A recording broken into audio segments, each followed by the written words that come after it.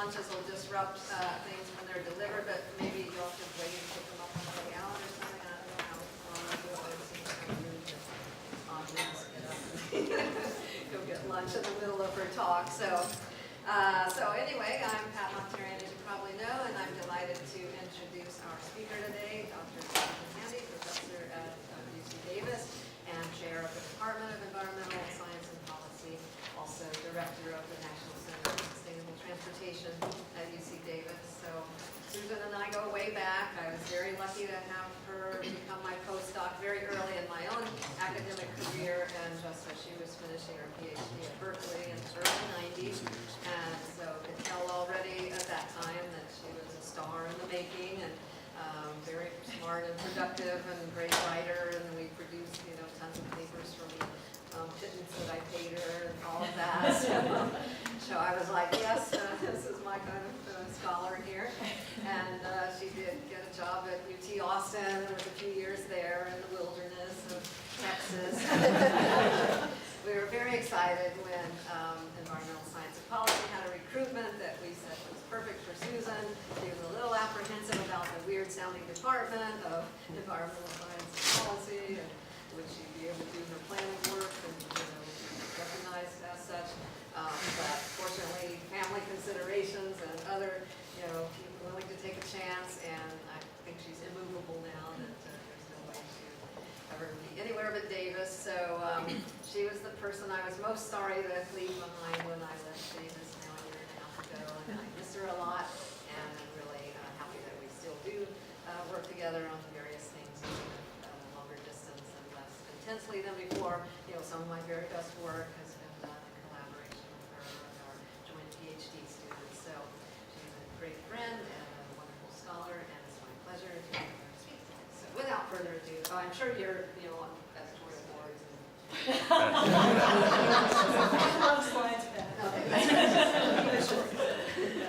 Well, thank you very much. I'm really happy to be here. This is my very first trip to Georgia Tech, and since there is such a strong Davis-Georgia Tech connection, even stronger now, it's just really nice to be here. And I will point out that the National Center for Sustainable Transportation, which we lead at UC Davis, Georgia Tech is a part of. So we have personal ties, professional ties, and formal institutional ties as well. So I'm going to talk about reducing driving, which we measure as vehicle miles of travel. And I used this title when I did this talk internationally, in the land of freeways, which of course you could call the entire United States the land of freeways. But I'm going to focus on California, which is the birthplace of freeways in the United States, and we have lots of them, and we have lots of people using them. And on one level, they are a thing of beauty, right? A testament to our civil engineering skills and prowess. But on the other hand, they are something of a nightmare for the people who have to deal with them on a daily basis. And of course, they have supported the sort of sprawling development patterns that we have all over California, and I think we've had a little bit of this here too. And in particular, we're concerned about the contribution of all of this driving to climate change and what it means for the state, whether it's wildfires, drought, or floods, which we, at this point, wish we had a little more of now, since we're really stuck more on the first two problems. So in California, we do actually have state-level policy about climate change, Assembly Bill 32, which was signed into law back in 2006 under Governor Schwarzenegger, which set very ambitious targets for reducing greenhouse gas emissions. And you can see it's 80% reduction from 1990 levels by 2050. Now, if you look at where greenhouse gas emissions come from in California, you see that transportation is a really big chunk of it. Not all of it, but a really big chunk of it. And so in looking at solutions and looking at strategies for reducing greenhouse gas emissions, we focus a lot on what we can do in the transportation realm. And a lot of it is, of course, technology, so clean cars and standards. LCFS is our low carbon fuel standard, which UC Davis researchers helped to develop. That's going to get us a lot of the way there. But there is this other little wedge down there, smart growth for 3% of the solution. So that's where my work comes in, is thinking about sort of the planning side of this, not just the technology solutions, but the way that we plan our communities. So another piece of legislation that came along related to this was Senate Bill 375 in 2008. And what this did was set targets for the metropolitan regions for reducing their greenhouse gas emissions from passenger vehicles. And in effect, what this translates into is targets for reducing vehicle miles traveled. So that's the big question, and how are we going to do that? The metropolitan planning organizations around the state, you have ARC here is your metropolitan planning organization, were required to adopt what are called sustainable communities strategies.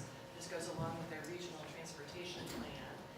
And it's a plan for how the region's going to develop in the next 20 or 30 years in such a way that vehicle miles of travel will go down. And they've all adopted these already, and now they're working on their next version of them. But just as an illustration of the kind of the dramatic change in thinking that's reflected in these plans, this is for San Diego. You can see what their old plan looked like. So the blue stuff is all the new development that they thought was going to be happening in the next 20 years. And then compare that to what they're now saying in terms of where development is going. So it's about more compact development, higher density development that's not so dependent on the car. Now, not everybody thinks this is such a great idea. There are certainly critics of this smart growth idea. So that's a question. And then, some people look at this trend in what's going on in vehicle miles of travel that we see nationally and say, well, maybe we don't need to do all this dramatic change in our planning because, in fact, we're getting to where we need to be anyway with what's just going on already. So I don't know if you've seen this graph yet, but over time, this is our per capita vehicle miles traveled in the U.S., which was going up for many, many decades. Sometime after 2000, started to level off, and maybe even dip a little bit. So that, of course, leads to lots of questions, and that's what I'm going to talk about. So the first question is, will this downturn leveling off last? Where is VMT going? If it isn't going to last, then what can we do to reduce VMT? It looks like we do need to do something more proactive. What's going to work? And then, what about the urban craze? Okay, so these are not the only questions that are out there, but these are questions I've been interested in. So I'm going to talk a little bit about each of these and probably say a lot more than I really have time for. We'll see if I can get through it. And just share with you some of the work I've been doing with others, including Pat and Giovanni here, on these different questions. Okay, so let's start with the first one. Will the current VMT downturn last? Big question, hot topic. Are we at peak driving? And of course, the big question is, does this leveling off have anything to do with what was going on with the economy during this period of time? Or is there something more fundamental going on in the way that we think about transportation and in the role that transportation plays in our daily lives? So a lot of this discussion revolves around young people like you all, where there seems to be something different about how you all think about transportation, and in particular, your relationship to driving.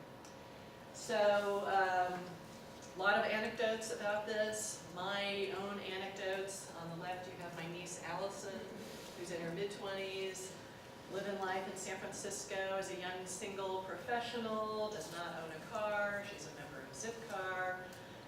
She commutes across the Golden Gate Bridge to Sausalito to her high-tech job over there, either by bus, or she can take the ferry, or she can bike, the car-free urban lifestyle. My other anecdote is my own daughter Hannah, who turned 16 this summer.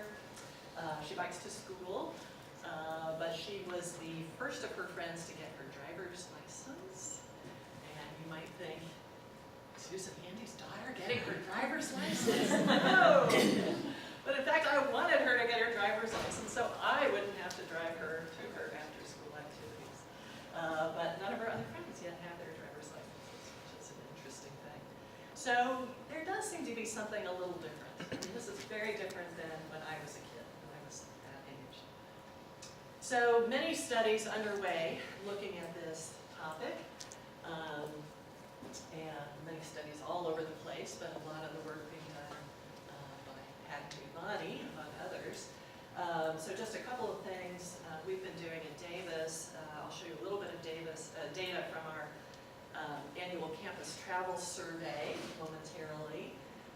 Another little bit from this survey we did of voters in San Francisco that wasn't really about this topic, but a little interesting tidbit there I'm going to share. And then Giovanni's leading a project that's funded through the National Center for Sustainable Transportation, where we'll be doing a survey, hopefully this spring, of this millennial generation in California to try to get a better sense of what are their attitudes and approach to transportation, their aspirations for the future, to get a better sense of, is something really different now? Are we really seeing a fundamental change, which will then impact our transportation needs in the future? So this campus travel survey data, we survey students, faculty, and staff on campus every year about their travel, and we throw in some interesting research questions every year. And this year we asked about this licensing question. There's a lot of focus on, are kids taking longer to get their driver's licenses than they used to? So this is, based on retrospective data. So we ask people to think back to when they were in high school and hit the age when they could get their driver's license. So for the millennials, that might be pretty accurate. For us baby boomers, we're relying on our memory as to what we were thinking at that time. But anyway, so just the basic question, did you get your driver's license, when you were eligible to? You can see, there's a pretty clear difference, statistically significant, that the younger folks got their licenses later. So then the question is why, and we're just starting to kind of look into this, but we had a bunch of attitudinal questions in the survey, and asked things like, thinking back to when you were in high school, do you agree or disagree with the statement, driving was the coolest way to get to school? And there were some differences in terms of the share of people who agreed with that statement, but not a pattern that matched with the pattern that we saw with licensing, so this didn't seem to be a factor. But, and then of course, I do a lot of bicycling research, so I'm thinking, well, maybe it has something to do with, how much you liked biking, but this one actually sort of worked the opposite way. So baby boomers liked, they got their licenses faster and they liked biking better, so it's not that you guys like biking better, and that's why you're not getting your licenses. But then look at this one. My parents were happy to drive me. Huge difference. So in the little bit of modeling we've done so far, this seems to be one of the biggest factors.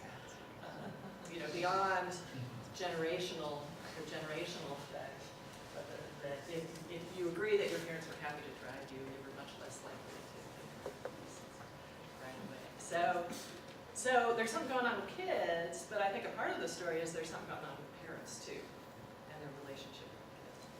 So more to see on that one.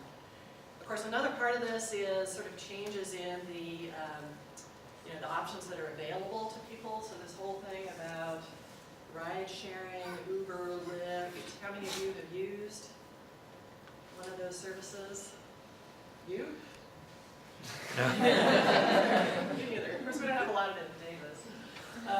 So, again, this is changing your relationship with cars and driving, right? It's giving you another way to access driving as a mode. So in our San Francisco survey, again, this wasn't the main purpose, but we did ask about use of these different modes. And again, you see a really big difference generationally as to the share of people using these services. So that's something else that needs further explanation. And then, of course, thinking ahead, we've got this whole question about what about autonomous vehicles, and what is that going to do to our relationship with driving and the amount of driving we do. And research just getting started on all that stuff. I don't know. I don't know where that one's going. So putting this all together, there's a lot of uncertainty about what is that VMT trend going to be. Is it going to stay flat? Is it going to go down? Is it going to go up? And a lot of smart people looking at this. This is another thing that Pat and Giovanni are working on right now. Where's it going to go? Hard to say. And a lot of smart people saying, we don't know. I don't know. And that then leads to the next question, which is if we can't be sure that VMT is naturally on its way down or leveling off, then we probably do need to be thinking about strategies that will help to reduce VMT, or at least slow the growth rate. That's the direction it's going. At least this is how we think in California. I realize that may be a little sensitive to talk about this in other parts of the country, but this is certainly the perspective we're thinking about. To the point where our California Air Resources Board funded actually two separate related projects, led by myself and Marlon Mornett, who's now at USC, to look at the existing evidence on the various strategies that we might turn for reducing VMT. So we looked at a total of 23 different strategies. Again, this was not original research, but it was searching in literature to see what we knew about how effective these strategies might be. So we reviewed, this is the first page of the strategies we reviewed. A lot of them related to land use, the smart growth idea. What if we develop more compactly at higher densities with mixed uses, the kind of stuff that we see happening right around here, right, at Midtown, and what was that other area? Yeah. Anyway, a lot of that going on around here. How much difference does that make? Does that kind of development mean that people are driving less? Investments in infrastructure other than driving infrastructure, so transit, walking, biking, how much difference will that make?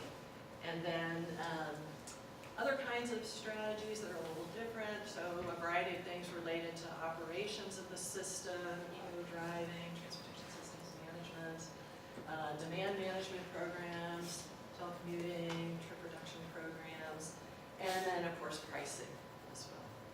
So we scoured the literature on all of these topics. I should point out, as I showed on that earlier slide, we had a lot of different postdocs and researchers helping us with this. Giovanni contributed to a couple of these. So I by no means take all the credit for this. But again, for each of these topics, we looked in the peer review literature that was out there. Sometimes mostly we were relying on review papers. Sometimes we looked at published reports that aren't in the peer review literature in certain cases. But the point was to find the best evidence out there and then put that all together. So we had some criteria that we use for what to include and what not to include that I won't go through. The point of all of this was to come up with what's the effect size. So in general, what I mean by that is what would be the change in VMT you would expect for sort of one unit of that strategy. And what that one unit looks different for all of these different strategies.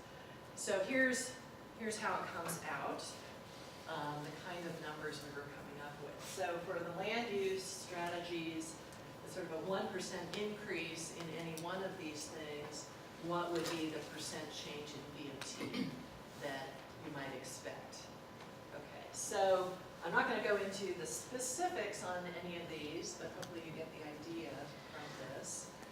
And what I want to point out is that if you look at the numbers over there, they're mostly not zero, so that's good, and they're mostly heading in the right direction. So and they're ranges. Okay, so there's a lot of uncertainty. We've got ranges, but there's pretty good evidence that there is, that the relationship, that there is a relationship, and that it's in the direction that we want, suggesting that if we adopt these strategies, that we have reason to believe we should see a reduction in VMT. And that's kind of the overall message out of all of these. And I should note that there are, you can find on the website, there is a short, we call it a research brief, that summarizes this evidence for each of these topics, and then a longer technical background memo that goes with each one of them. So if you want to dig into any of these topics a little more, those are all available on the website. Okay, so that's those. So that looks like pretty good news. And then these other strategies, these are a lot more complicated because kind of the unit for each of these strategies gets a little complicated and confusing, and they're all a little different. But again, you see, there are wide ranges, so there's a lot of uncertainty. But again, there does seem to be evidence that these things can be effective in reducing VMT. So that was all very good, and the agency was very happy to see this. The metropolitan planning organizations are drawing on the work that we did as they do their planning, and they're trying to figure out which strategies are going to be most effective, how much change they expect. The agency really wanted us to come up with numbers. Like, well, so what is the number? What is the answer? And we resisted, because it's very hard to do, and because actually I think some of the most important thing we learned out of all of this is that the evidence is really messy. And there are a lot of issues with the research that we have and with the numbers that come out of that research. So that's what I want to do now, is just take you through a few of these issues that we came across as we were looking at this.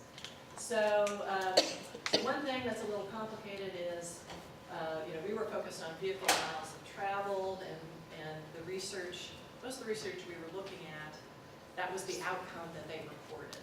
So they were looking at what's the effectiveness on VMT. The agency was interested ultimately in greenhouse gas emissions, right? And so that's okay, because there's a pretty direct connection between vehicle miles traveled and greenhouse gas emissions. Although we had to discuss, how direct that connection would be. There were a few strategies where the studies directly measured change in greenhouse gas emissions, because you can have a change in greenhouse gas emissions without a reduction in VMT. Okay, so again, there's some nuances to all of this. But then there was a whole set of other strategies, like the transit strategies, the bike infrastructure strategies, where what the studies are measuring is the effect of, say, that investment in a bicycle lane on how much bicycling there is. Okay, well that's not the same as measuring what's the change in VMT, because there's no guarantee that that increase in bicycling is actually leading to a reduction in VMT. Okay, so again, it's another layer of complexity here that you can't necessarily translate the research in these areas into what that's going to mean for the outcome we're interested in, which is the change in VMT. So we have to continually point that out to people. You can't just take this number and assume, this is what it's going to mean. Context clearly matters. Lift in one kind of environment versus lift in another kind of environment. It's going to be used in different ways. It's going to have different implications for VMT. We know enough to know this, but we don't know enough to know exactly how context matters. We don't have enough studies in multiple different contexts that we can quantify the effect of context. Are the effects additive? This is a really big question for the MPOs. What if we do this whole set of strategies? Do you just add up all those different effects? Do you get something more? Do you get something less than that? Well, it sort of depends. Sometimes strategies are complementary, and you might get more. 1 + 1 might equal more than 2, might equal less than 2, depending on the particular strategies. And again, we don't have studies of different combinations of strategies that we can look to understand this. And then this is something that it took me a while to realize. I don't know why, but it did. And it's a little subtle, but it's sort of the question of how realistic are these changes anyway. So, for example, when we were looking at research on those land use strategies for changing the built environment, the independent variable was, how mixed use is this development, and what does that mean for VMT? but what's the policy? So the MPOs, the policymakers, they want to know how effective is this strategy that I'm going to adopt. Well, the strategy is the zoning that could lead to mixed-use development, which could lead to a reduction in BT.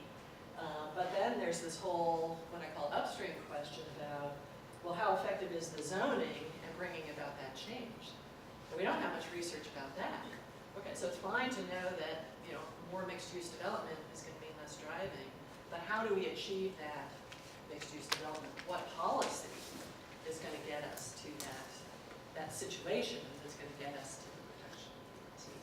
So more research needs to be done on these upfront questions as well. And then, same thing for some of these other ones, like, okay, maybe we know what car sharing membership means for how much people drive, and I don't think we do yet. But then there's a question about, well, how do you get people to join? What sort of strategies, policies, marketing efforts are going to increase that membership? So again, the policymakers need to understand this upfront piece of it as well, and we're just not doing a lot of research on that. And then, of course, there's the question about how good is any of this evidence anyway, and even the strong category is really a strong-ish category. And lots of issues, two major problems, cross-sectional studies versus experiments. I'll say just a bit about each of these points. So cross-sectional studies, and then when we do have something that looks like an experiment, they tend to be small-scale pilot studies and not big experiments. So cross-sectional studies, you had your research design class. This should be a little familiar. So most of the studies on, especially those land use strategies, cross-sectional, by which I mean we look at people who live in a place like this and see how much they're driving, and we survey people in a place like this and look at how much they're not driving, and out of that we can quantify the associations between density and mixed-use development and behavior. But what we really want to know is the causal effect. We want to know that this kind of development causes that kind of behavior, this kind of development causes that kind of behavior, right? I mean, that's what we're assuming with all of this policy that's being promoted. And the problem is, this is something Pat is the world expert on, is this self-selection effect, the possibility that the reason we see people driving more in this kind of a place is not because the place is causing the behavior, but because that preference for driving is leading people to choose to live in that kind of environment. Or the preference for not having to drive is leading people to choose to live in that kind of environment. Like Giovanni chose to live in Midtown, so he wouldn't have to drive so much. So in other words, the causality could go the other way. And that means that simply building places like this isn't necessarily going to get us the change in behavior that we need. So what we really need to get to a causal effect is studies that look at a change in the environment. If people move, or if you rebuild that community to change the environment, does that then lead to the change in behavior? So that means we need experimental studies. And in the policy realm, we talk about natural experiments. The public health people call these intervention studies. What if we intervene in the environment and we see the effect of that intervention?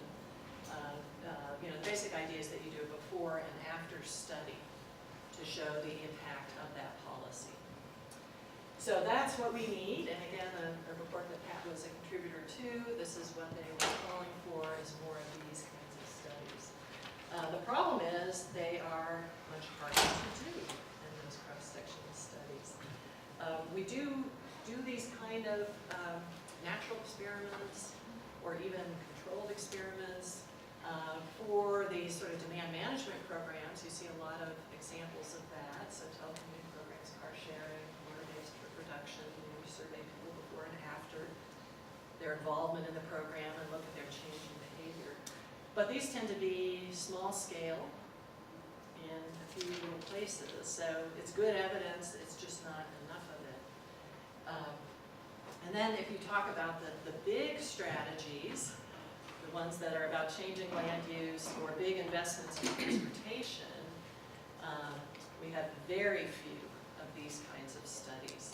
And it's because they're very hard to do and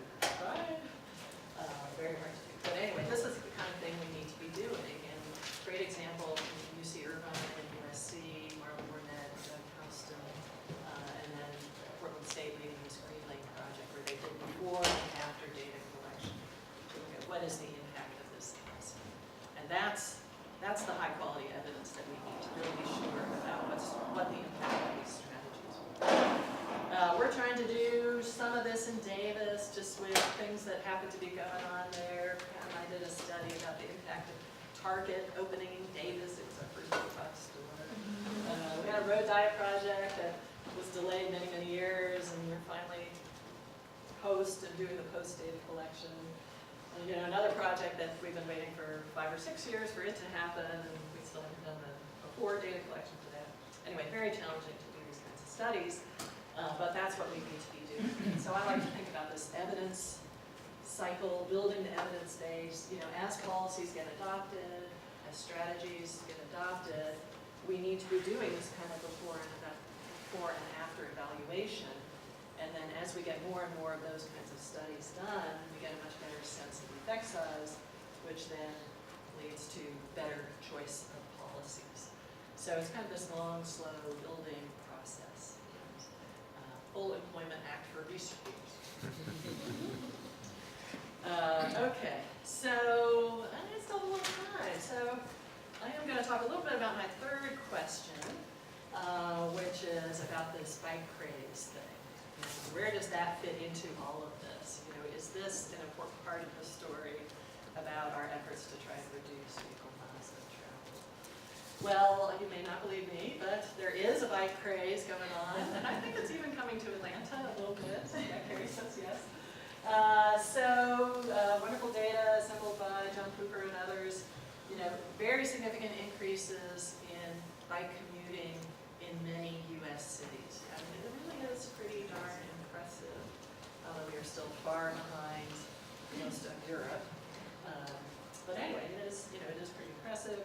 And the fact that bicycling seems to be a part of this millennial hipster culture thing, I think is notable as well. So New York Times, regularly has articles about, some way that bicycling has, sort of come into their culture, the bike share program in particular. You can get a DUI with a bike, and David Stoops did this very well. I didn't mean to point at you. But you know that. Whether it's personal or not. Anyway, so something's going on, right? So yeah, what is this all about, and how much difference is it going to make, and how can we help the world? Well, there are places in the U.S. where biking has been pretty substantial for a long time, and not surprisingly, where you can find a lot of bicycling is in small cities, and especially small cities with universities. And I'm proud to say Davis is at the head of the list. People now say, this data comes from the American Community Survey, and if you look at the right period of time from that survey, you can see a number over 20% for Davis. So 20% of workers at Davis commuting to campus by bicycle. I don't quite believe that, so I use this 15% number. Anyway, we have a lot of bicycling.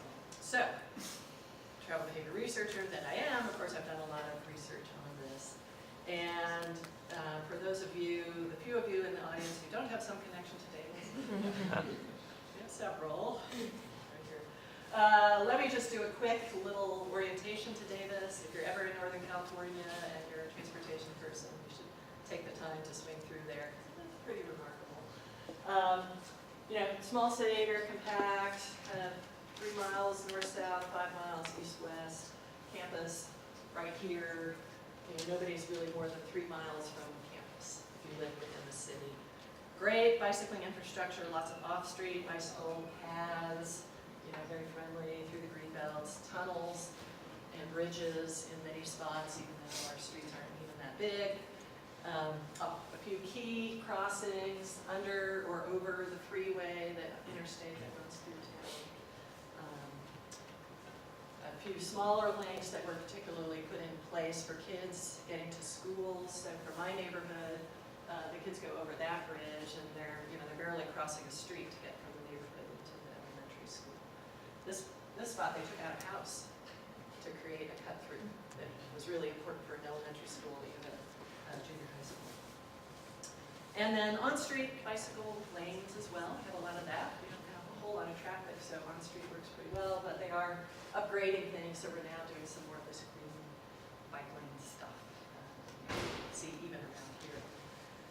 So great infrastructure. It's part of the culture. We had lots of bicycling related events of various sorts. Bike-powered carousel, and the symbol, the penny farthings, the little Davis, and all that. Okay, so it really is the bicycle capital of the U.S. Oh, yeah, again, more permanent cultures. Okay, so it really is the bicycle capital of the U.S., even if Portland tries to tell you otherwise.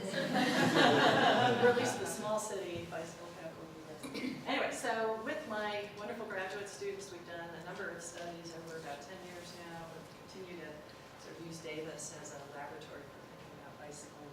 And I'm not going to go through all of this, but I'm going to pick out a few little highlights to kind of illustrate some of the key things I think we're learning from all of this. Just some of the data we've collected from different surveys about how much bicycling is going on.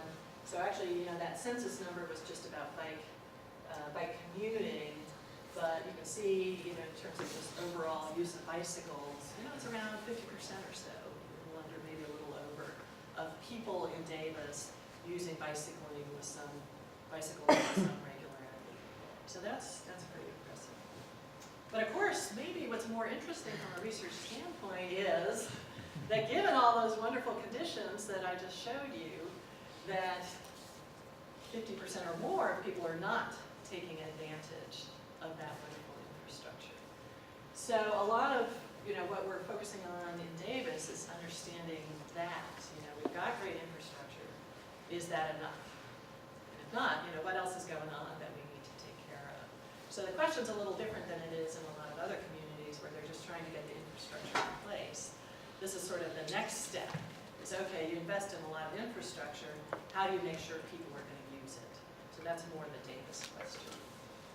So we've been looking at, what factors explain bicycling, whether we think about individual level factors, sociodemographics, attitudes, social environment factors, and of course the physical environment, which, when we look at what's going on within Davis, this is pretty well controlled for. This comes from a survey we did across, from Davis, and then we have 5 comparison cities.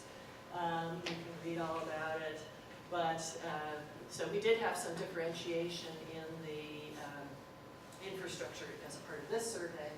And you can see, there's some correlation between perceptions of the infrastructure, the availability of infrastructure, and the percent of people who were bicycling. So people who said it's entirely true that major streets have bike lanes in my city, they were much more likely to have bicycled than people who said that was not at all true. Okay, so not so surprising.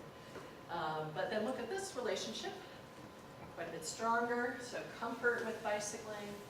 If you said you were comfortable bicycling to the grocery store, far more likely to have bicycled, not surprisingly, than if you were uncomfortable but still said you would bike. Just what you would expect. And look at this one. The most important factor in explaining who was bicycling was agreement with the statement, I like riding a bike. So if you strongly agreed with that statement, you were twice as likely to have bicycled as if you only agreed with that statement. Okay, so what do we do with that, from a policy standpoint? I don't know. So the question is why? Why does somebody strongly agree with that statement versus only agree? What differentiates those people? How did we get to this situation? How did they come to be a strongly agreeing person? So that led to some additional research, some of which we're still doing. A few years ago, we did a series of in-depth interviews with Davis residents about their bicycling life history.